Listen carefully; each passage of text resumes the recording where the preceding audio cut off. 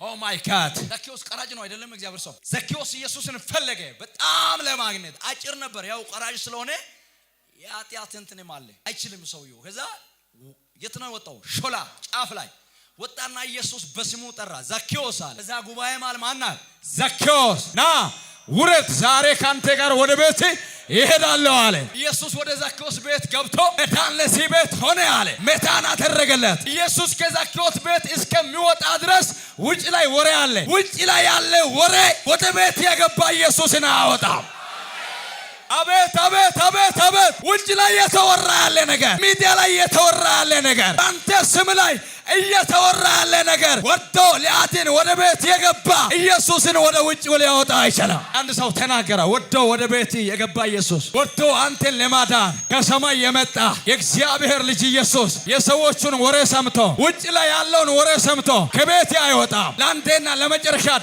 ድነሃል ኢየሱስን በማመን የሚገኝ ድነትን አግኝታቸዋል ኢየሱስ በማመን የሚገኝ ጽድቅን አግኝታቸዋል ኢየሱስን በማመን የሚገኝ የዘላለም ሕይወትን አግኝታቸዋል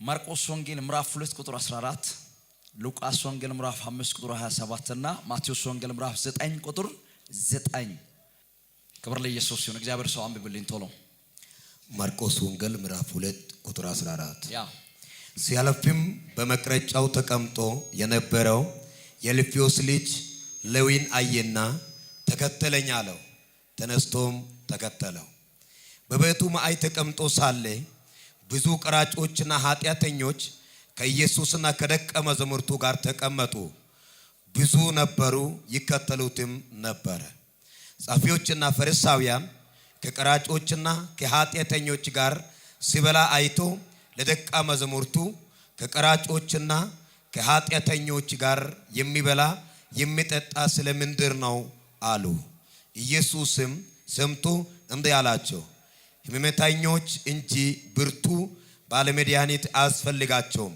ኃጢአተኞች እንጂ ጻድቃን ሊጠራ አልመጣም ማቴዎስ ወንጌልን አንብበን ቀጥታ ወደ ሐሳቡ እንገባለን 9 ኢየሱስም ከዚህ አልፎ በመቅረጫው ተቀምጦ የነበረ ማቴዎስ የሚባል አንድ ሰው አየና ተከተለኝ አለው ተነስቶም ተከተለው በቤቱም በማዕድ ተቀምጦ ሳለ እነሆ ብዙ ቀራጮችና ኃጢአተኞች መጥተው ከኢየሱስና ከደቀ መዛሙርቱ ጋር አብረው ተቀመጡ ፈሪሳውያንም አይተው ደቀ መዛሙርቱን መምህራችሁ ከቀራጮችና ከኃጢአተኞች ጋር አብሮ ስለምን ይበላል አሏቸው ኢየሱስም ሰምቶ ሕመምተኞች እንጂ ባለጤናዎች ባለመድኃኒት አያስፈልጋቸውም ነገር ግን ሄዳችሁ ምህረትን እወዳለሁ መስዋዕትንም አይደለም ያለው ምን እንደሆነ ተማሩ ኃጢአተኞችን ወደ ንስሐ እንጂ ጻድቃንን ልጠራ አልመጣሁምና አላቸው ጌታ ይባርክሽ ሁላችሁም ለተነበበው ለእግዚአብሔር ቃል ክብር እንድታመጡ ፈልጋለሁ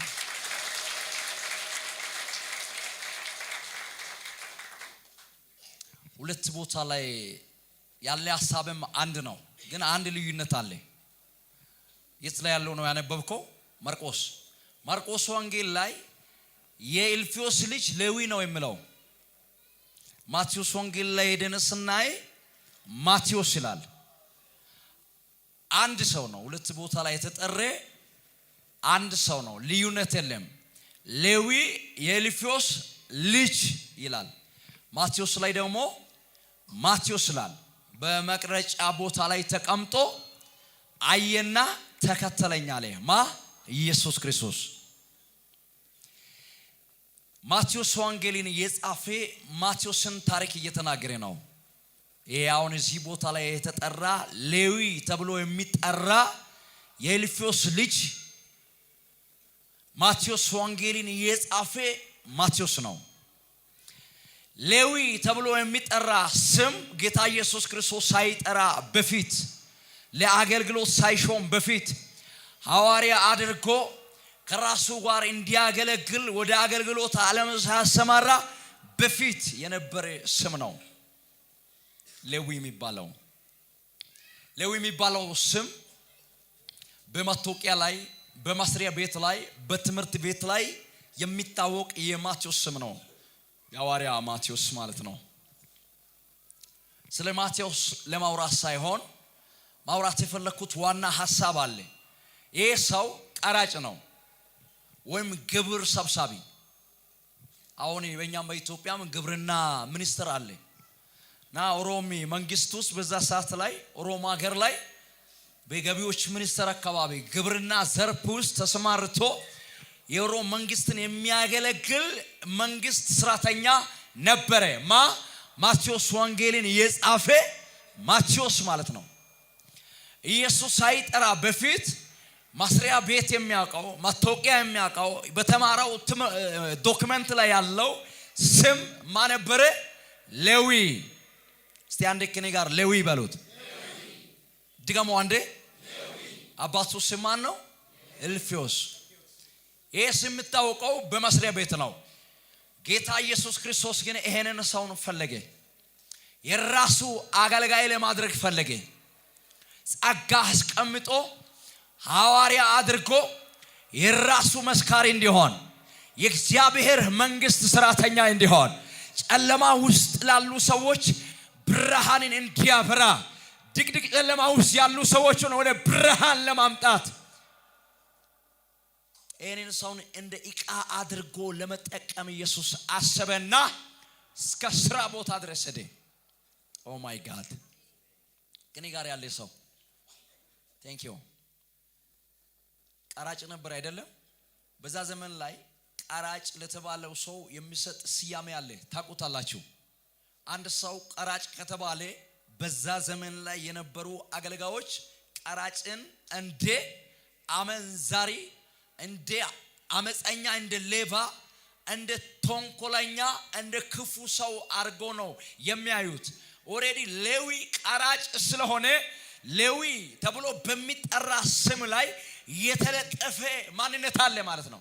ያ የተለጠፈ ማንነት ነው። ሌዊ ቀራጭ ስለሆነ እንደ አመንዛሪ፣ እንደ ተንኮለኛ፣ እንደ ነፍስ ገዳይ፣ እንደ አመፀኛ፣ እንደ ክፉ ሰው አድርጎ ነው የሚያዩት። በዛን ዘመን ላይ የነበሩ የሙሴን ሕግ የሚያስተምሩ የመጽሐፍ ቅዱስ አስተማሪዎች። ኢየሱስ ለምን ይሄንን ስም እንደቀየረ ቲንክ እንድታደርጉ ፈልጋለሁ።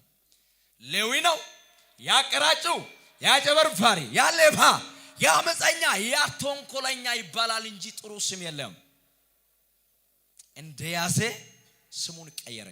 ማብሎ ማቴዎስ። ማቴዎስ ማለት የስሙ ትርጉም የእግዚአብሔር ስጦታ ማለት ነው። ማቴዎስ ተብሎ የሚጠራ ስም የተሰጠው ከእግዚአብሔር ነው። ማቴዎስን የወለደ አባቱ እልፍዮስ የሰየመው ስያሜ አይደለም። ማቴዎስን 9 ወር ተሸክማ ተቸግራ የወለደች እናት የሰጠችው ስያሜ አይደለም። ግፍት ስም ነው የተሰጠ፣ የእግዚአብሔር ስጦታ። ያ የተበላሸ ስም እኔ ጋር ከመጣህ በኋላ መጠራት የለበትም። ያ ነገር ክፉ ስም የተለጠፈ ስም መቀየር አለበት። ላንተና ለመጨረሻ እኔ ጋር መተሃል በድሮ ማንነት መጠራት የለብህም። ከዚህ በኋላ ስሜ የእግዚአብሔር ስጦታ ተብሎ ይጠራል አለ። ዛሬ እዚህ ጉባኤ መሃል ስም የሚቀየር ለሳለ ኢየሱስ ወደ ህይወታችሁ ሲመጣ ሁሉ ነገርን እየቀየረ ይመጣል። አንድ ሰው ዝም ብለ በትከሻ ነካርግና ኢየሱስ ወደ ህይወቴ ሲመጣ ብለ ተናገረ። ሁሉ ነገርን እየቀየረ ይመጣል። ማቴዎስን የቀየረ ኢየሱስ ባል አንተንም ይቀይራል ባል። ትውልድ ሀገር ላይ አዲስ አበባ ላይ ከአዲስ አበባ ውጭ ላይ ስራ ቦታ ላይ በተለያየ አካባቢ ላይ በስሜ ላይ የተለጠፈ ሌላ ማንነት ያለ ሰው ካለ ዛሬ ስማችሁ ይቀየራል። ኦ ማይ ጋድ። ጩይና ለራሴ ተናገር። ዛሬ ማታ እኔ ማመልከው ኢየሱስ ወደ ህይወቴ ስሜን እየቀየረ ይመጣል። ከዚህ በስሜ ተቀይሮ ትወጣለህ። ማንነቴ ተቀይሮ ትወጣለህ። ድሮ ማንነት አሮጌ ማንነት ተቀይሮ ትወጣለህ። ተቀይረ ይወጣል። መልሰው አሜን ይባል። ያ ሌባ ሰውየው፣ ያ ጨበርባሪ፣ ያ ታላዩ፣ ያ አመንዛሪ፣ ያ አመፀኛ፣ ያ ክፉ ሰውየው ያ ሌዊ እልፍዮስ አልተባለም። ክራይስት ጋር ከመጣ በኋላ አቤት ክራይስት ጋር ከመጣ በኋላ በኢየሱስ ስራ ኢየሱስን እንዳመነ አዲስ ሰው ነው ሰውየው የተፈጠረ። አንድ ሰው ወደ ጌታ ከመጣ በኋላ አዲስ ፍጥረት ነው። ኢየሱስ ክርስቶስ ይሄንን ሰውን ፈልጎ እስከ መስሪያ ቤት ድረስ ነው የሄደው። ሌዊ ፈልጎ አልመጣም። ኢየሱስ እሱን ፈልጎ ነው የመጣው። ተመስገን ወደ ሰማይ ወደ ሶስተኛው ዙፋን ፈልጎ አልሄደም። ፈልጎ ነው ወደ ምድር የመጣው። የባሪያን መልክ ለብሶ የሰውን ኢሜጅ በሰው ምስል እንግዳ ማረፊያ ቆንጆ ቦታ እያለ ከብት በረት ውስጥ የሚሸት ቦታ ላይ እኔን ከኃጢአት በሽታ ለማዳን አንተ ነፃ ለማውጣት ስምህን ለመቀየር እሱን ካመንክ በኋላ የእግዚአብሔር ልጅ ለማድረግ የመንግስት ሰማያት ወራሽ ለማድረግ ፈልጎ የመጣ እሱ ነው። እባክህ ለአንድ ሰው ተናገር፣ ፈልጎ የመጣ ጌታ በል። አልተናገርክም ብራዘር፣ ተናገረው። ፈልጎ የመጣ ጌታ መቼም እንደማይጥል ይወቅ በለው። ከሰማይ ያመጣ ያንተ ፍቅር ነው። ላንተ ብሎ ነው የወረደው። ወዶ የመጣ ጌታ አይጥላቸውም። ወዶ የመጣ ጌታ ስማቸውን ይቀይራል። ወዶኝ ስላዳነ የለብን ኩነኔ ኢየሱስ ጌታ ነው። ማቴዎስን ፈልጎ ወዴት ነው ሄደው? እስከ መስሪያ ቤት ድረስ ነው ሄደው። መቅረጫ ቦታ ላይ ያለ ይላል። የሱ መስሪያ ቤት ይሄ ነው። ሾፕ ያለበት ቦታ፣ የሆነ ቦታ ላይ የሆነ ነገር የሚሸጥበት ቦታ መሄድና ግብር ማሰባሰብ ነው የሌዊ ስራ። ያሰው የቱ ጋር ነው? ስራ ቦታ ላይ ደረሰኝ ይዞ መዝገብ ይዞ ማህተም ይዞ እስክሪብቶ ይዞ ሁሉ ነገር ይዞ ስራ እየሰራ እያለ ቀጥ ብሎ መጣ። ዞር ብሎ ሳይው የእግዚአብሔር ልጅ ነው። ምን ማለንም ተከተለኝ አለ። አስረክበ እጄ ላይ ያለው ነገር መጣለው አላለም። አርከብ ከባር ገመጣለው አላለም። ከሰማይ ወረደ የህይወት እንጀራ አንተ ነህ። አዎ የተላካው ለኔ ነው። ከጨለማ ለማውጣት እኔ ጋር ኃጢአተኛ ሰውየው ጋር የሚጸልዩበት ቦታ ላይ ማይቀላቀል ሌዊ ጋር ቆንጆ ስም የሌለ ሌዊ ጋር እንዲያታላይ እንደ ሌባ እንዲያጨበርባሪ አርኮ ሰዎች የሚመለከቱ ሰውየው ጋር እንዴት እኔ ጋር ትመጣለህ? ኃጢአተኛ ሰውየው ጋር በኃጢአት በሽታ እየታመምኩት ያለው ሰውየው ጋር እንዴት? እኔ የኃጢአት መድኃኒት ነኝ። በቤት የገባ ኢየሱስ ስለአንተ ሳምባዲ የሚያወራውን ያንተን ድካም ሰምቶ ከቤት አይጠፋም። ከቤት ወጥቶ አይሄድም። ላይ ወጣ ወደ ቤትሽ ገብቷል። ላይክ ተቀብሏል። ለአንዴና ለመጨረሻ እስከዛኛው ዓለም ድረስ ወርዶ ለአንዴና ለመጨረሻ ኢየሱስ ተቀብሏል። አባባልን ተረዳችሁ ወይ? ተመስገን ክፉ ሰው ነው። ተመስገን መጥፎ ልጅ ነው። ሳሚ መጥፎ ሰው ነው። አስተር መጥፎ ሰው ናት። ቀራጭ ናት። አደገኛ ተንኮለኛ አመንዛሪ ሌባ አጨበርባሪ ናት ብሎ ለኢየሱስ አውርቶ ኢየሱስ የሰውን ወሬ ሰምቶ አይድም ከቤቴ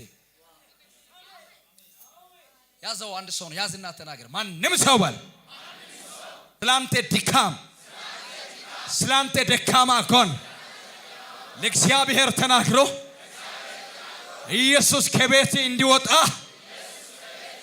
ሊያደርግ አይችልም። ላንዴና ለመጨረሻ ወጥቶ ወደ ቤት የገባ ኢየሱስ የሰውን ወሬ ሰምቶ ከቤት አይወጣ።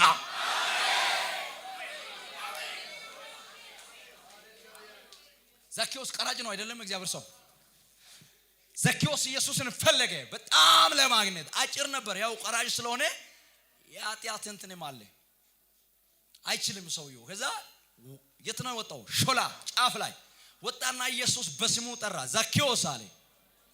በዛ ጉባኤ ማን ዘኬዎስ ና ውረድ፣ ዛሬ ካንተ ጋር ወደ ቤት ይሄዳለሁ አለ።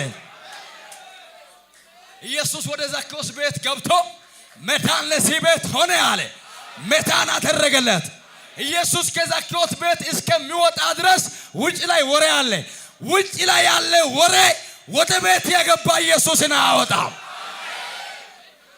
አቤት አቤት አቤት አቤት! ውጭ ላይ የተወራ ያለ ነገር፣ ሚዲያ ላይ የተወራ ያለ ነገር፣ በአንተ ስም ላይ እየተወራ ያለ ነገር ወዶ ሊያድን ወደ ቤት የገባ ኢየሱስን ወደ ውጭ ሊያወጣ አይችልም። ለአንድ ሰው ተናገረ። ወዶ ወደ ቤት የገባ ኢየሱስ ወዶ አንተን ለማዳን ከሰማይ የመጣ የእግዚአብሔር ልጅ ኢየሱስ የሰዎቹን ወሬ ሰምቶ ውጭ ላይ ያለውን ወሬ ሰምቶ ከቤት አይወጣም። ለአንዴና ለመጨረሻ ድነሃል፣ ድነሃል። ኢየሱስን በማመን የሚገኝ ድነትን አግኝታቸዋል። ኢየሱስ በማመን የሚገኝ ጽድቅን አግኝታቸዋል። ኢየሱስን በማመን የሚገኝ የዘላለም ሕይወትን አግኝታቸዋል። የዳነ ሰው ይሁን፣ አዲስ ፍጥረት የሆነ ሰው ይሁን፣ አሮጌ ማንነት የተገፈፈውን ሰውን ኢየሱስን በማመን የሚገኝ ጽድቅን ያገኘውን ሰው ይሁን፣ ቀራጮችና ኃጢአተኞች ለራሳቸው ያልዳኑ ለራሳቸው ጨለማ ዓለም ውስጥ ያሉ ለራሳቸው ኢየሱስን በማመን የሚገኘውን በሰማያዊ ስፍራ ላይ የሚገኙ መንፈሳዊ በረከቶቹን ያላገኙ ድቅድቅ ጨለማ ውስጥ ያሉ ሰዎች ናቸው የዳነ ሰው ይሁን እየከሰሱ የመጡት። ማቴዎስ ግን ምንም መልስ አልሰጠም። መልስ ለመስጠትም አልሞከረም። ማን ነው መልስ የሰጠኝ? መምህራችሁ ለምን ከዚህ ከኃጢአተኛ ጋር ቁጭ ብሎ ይበላል ብሎ ሲከሱ ኢየሱስ ምን አለ? ኃጢአተኞች አላለም። በምሳሌ ነው የተናገረው። መድኃኒት የሚያስፈልገው መድኃኒት የሚያስፈልገው ለታመመ ሰው ነው፣ በሽታው ስላለ ሰው ነው እንጂ ለጤናማ ሰው አይደለም። አዎ ማቴዎስ በሽተኛ ነው፣ መንፈሳዊ ህመም ውስጥ ነው ያለው። እኔ መድኃኒት ነኝ፣ ልፈውስ መጥቻለሁ አለ። እኔን ይውጣል ይፈወሳል አለ። ጂሰስ እባክህ አንድ ሰው ነካ አድርግና ለራሱ ያልዳነ በል። ለምንድን ነው የማትናገረው? ለራሱ ያልዳነ ጨለማ ውስጥ የቆመ ኢየሱስን አምኖ ያልዳነ ክስ ይዞ ካመጣ መልስ እንዳሰጥ በል። በሕይወታችሁ ላይ ለሚመጣ ክስ ሁሉ ዘንድሮ ኢየሱስ መልስ ይሆናል። ኢየሱስ መልስ ይሆናል። ኢየሱስ መልስ ይሆናል። ምን ማለት ፈልገው በምሳሌ እንደተናገረ ታውቁታላችሁ። እኔ ነኝ መድኃኒት። ይሄ ሌዊ በሽተኛ ነው፣ የሚታመመው በስጋ ደዌ አይደለም። እኔ ከስጋ ደዌም ከመንፈሳዊ በሽታም ፈውሳለሁ። አዎ ሌዊ የሚታመመው በኃጢአት በሽታ ነው የሚታመመው፣ የሰው በሽተኛ ነው። መድኃኒት ሆኜ መጥቻለሁ፣ አሁን ይፈወሳል አለ። ትቶ ነው የወጡት። እቺ ሴት ሲታመነዝር አየናሉ። ጎንበስ ብሎ ምንድነው ያደረገው? መሬት ላይ ጻፈና ቀና ብሎ አያቸው። ድንጋይ ይዟሉ እኮ እንደዚህ ሰዎች ድንጋይ ይዟሉ፣ እየኮነኑ ነው የመጡት። እዛ ነው ጳውሎስ ካሁን በኋላ በክርስቶስ ላሉት ኩነኔ ማን ነው የሚኮንናችሁ? እየኮነኑ መጡና ከእናንተ መካከል ኃጢአት ያልሰራ ሰው ካለ በድንጋይ ይወግራትና ኢየሱስ ቀና ብሎ ሲያይ የሉም፣ ጠፉ የሚከሱት። መልሱ ኢየሱስ ሆነ።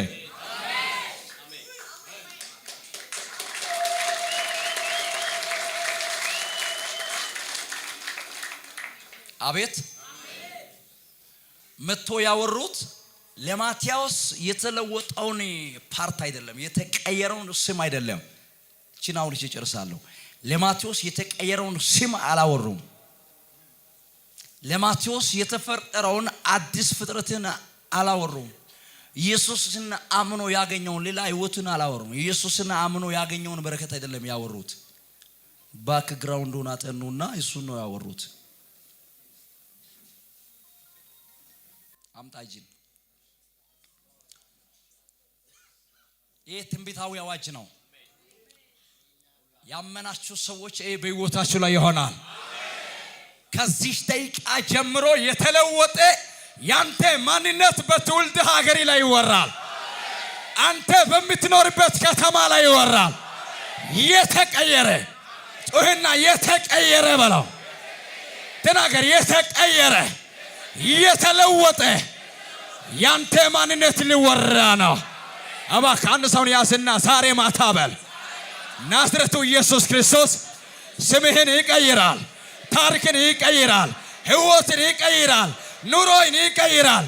ከዛሬ ማታ በኋላ የተቀየረ ያንተ ማንነት፣ የልጅ ማንነት፣ የዘር መንዘሪ ማንነት፣ የኢትዮጵያ ማንነት በየሀገሩ ላይ ይወራል ይወራል። ቀይራለሁ አለ ጌታ።